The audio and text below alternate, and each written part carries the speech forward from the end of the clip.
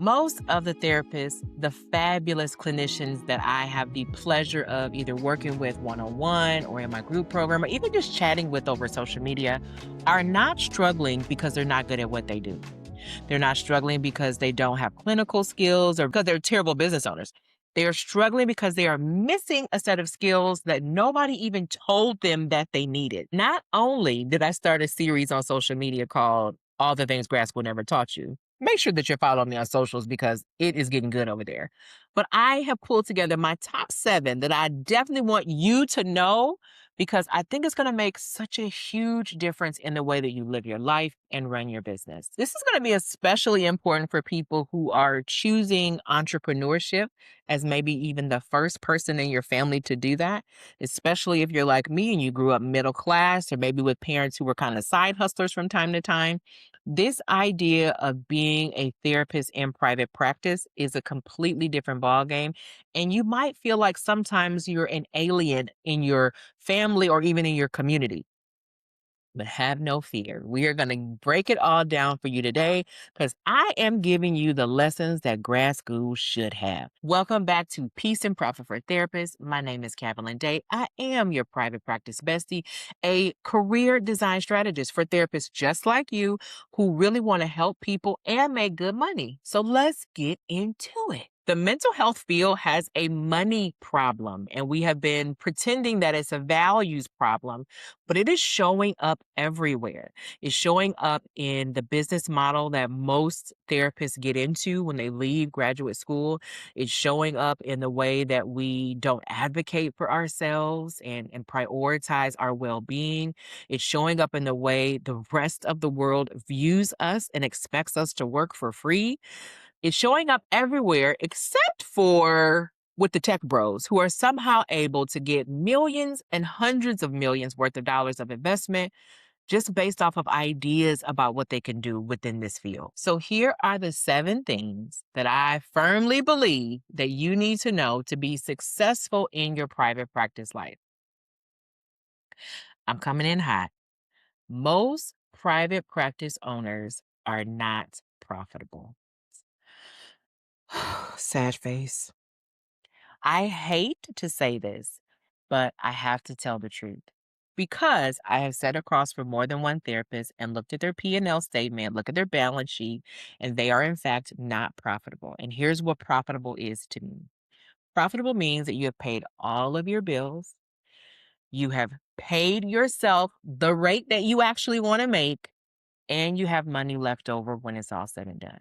Here's why I say most practices are not profitable. They are paying all their bills. They're leaving a little bit in the bank, but they're paying themselves whatever's left. So they don't want to take their account down to zero. So they're giving themselves what's the difference between whatever is left and whatever they feel comfortable looking at in the account. But if you tell me you want to make $100,000 a year, and at the end of the year you calculated that you only walked away with 70, you're still not profitable because profitable would have been the 100 plus 20 or $30,000. And this isn't unusual because most private practice owners really are operating somewhere between 10 and maybe 20, 30 on the high side of a profit margin. When you think about it, look at your average reimbursement rates, somewhere between $75 and maybe $120, depending upon where you are in the country. And costs being anywhere from $30 to as much as $80 per session before you add on payroll costs. It's not hard to see why they're not actually profitable. And unfortunately, most therapists are afraid to quit. So what they end up doing is working harder. They lean on cash flow coming in to cover expenses, but then they end up doing a little bit of robbing Peter to pay Paul, or they cut their salary, or they cut out other things or benefits like, having virtual receptionist or virtual assistant or some type of administrative support. Your calendar is full, but your bank account isn't. And if grad school would have told you to pay attention to the numbers, this would not be the case. I talk at length on my social media, on, various platforms about the importance of knowing your per session cost. per session cost. You got to know that number. What does it actually cost you to run a session? Because if you know that number, then you're going to know what is the lowest possible reimbursement rate you can actually accept and remain open. It's also going to tell you what you can offer to an employee if you become a group so that you can remain profitable. And because therapists don't know to look for these numbers, they pull random numbers from the sky. And I've used this example before, so I'll use it one more time. If you just pulled a number for your cash pay rate because you looked at the sessions around you and you chose the number that seemed like it would fit in, that is the absolute worst thing that you can do. For all you know, the person next door to you hasn't been profitable in years. Maybe she's got a spouse that pays all the bills, or maybe she's profitable because she doesn't have to pay for rent. You have to choose numbers based upon reality, not dreams. What grad school should have told you, number two, you can have your values, but you also got to get paid. Much like teachers, we have spent a lot of time prioritizing the values and the heart and the mission of our work without paying attention to the dollars. That means that we have attracted people who love to give and give service without them recognizing that they also need to be paid. This tends to end up with clients who have not paid copays or deductibles, or who have a credit card that's declined 5 or 6 times and nobody has said anything in the session. We have to stop pretending like we don't need the money to live, because we actually do. I grew up in a family of service, right? My mom was a pastor, my dad was a deacon. And so it was not at all uncommon for us to be up serving all day, all night. Like, that was a very common occurrence. My parents were never wealthy. They almost always worked full-time jobs plus overtime or part-time jobs. And my dad is passed on now, but my mom is in her 80s and she doesn't have anything to show for it. Now, that's not to get, I'm not saying that to get sympathy or anything like that, but I think of them up, but I think they could have accomplished just as much um, in the terms of helping others as they did, and still have maintained some savings for themselves. So I have a question for you. Are you allowing your values to take priority when your financial stability and security actually needs to be at the top of the list? If so, keep listening. What grad school should have told you, number three. Collecting client feedback is not unethical. Now, this one has gotten me in trouble in some Facebook groups before, because people were ready to pull out the pitchforks and the torches on me when I even began to talk about the importance of getting client feedback. Now, I am not suggesting that you set up a Google survey in your front office. I am, however, suggesting that you take routine data in your client sessions, right? Whether that's the PHQ-9 or the GAD or any version of that, or even your own version that you create. And I'm also suggesting that you compile this data in a depersonalized way to show the efficacy of your work. Now, whether you are publishing this or not, it is incredibly important. Right now, all of the platforms are collecting data on their clients in a routine way. And they are using that to secure contracts both at the government level with Medicaid and Medicare, as well as privately with companies through their EAP. They say that they're depersonalizing this data, but I do not have confidence in it at all. And the more data that they collect, the harder it is for private practices to compete.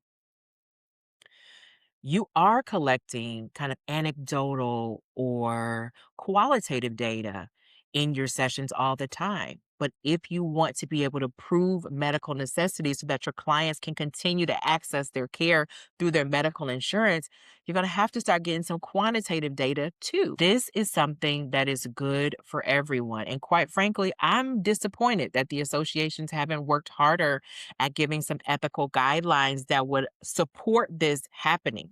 They are completely silent about what the platforms are doing and just standing behind ethical standards that haven't been updated in decades without recognizing that not only is this good for everyone, clients want this.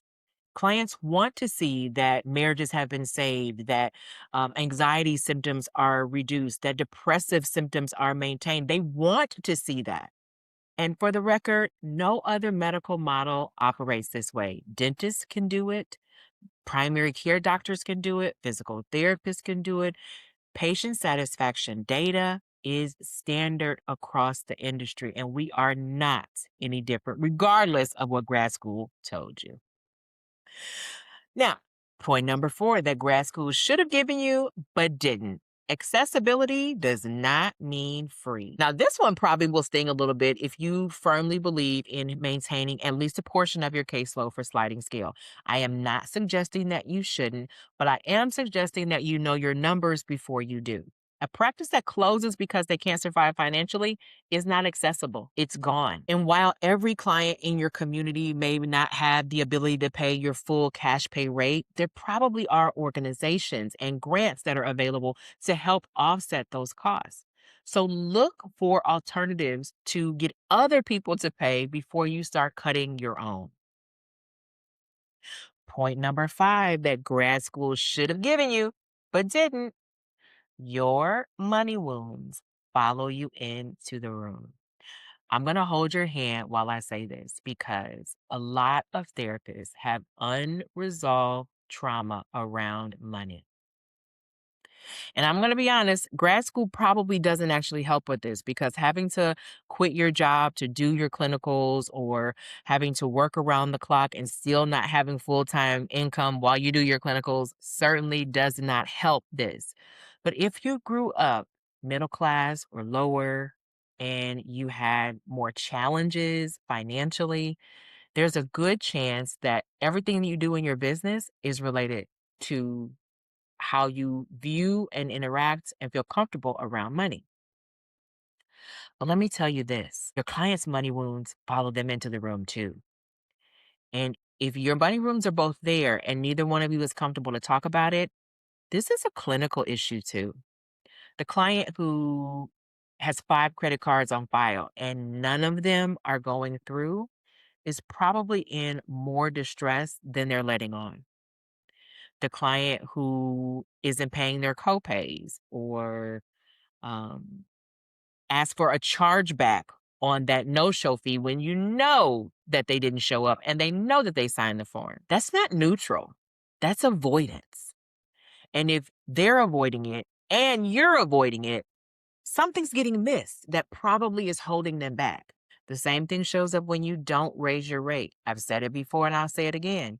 If every expense that you have had in the last 6 months has increased and you haven't raised your rates, you have given yourself a demotion, a pay cut, and it doesn't make sense. And we talked about the impact of financial stress on your cognitive ability and how it decreases your creativity and your ability to problem solve.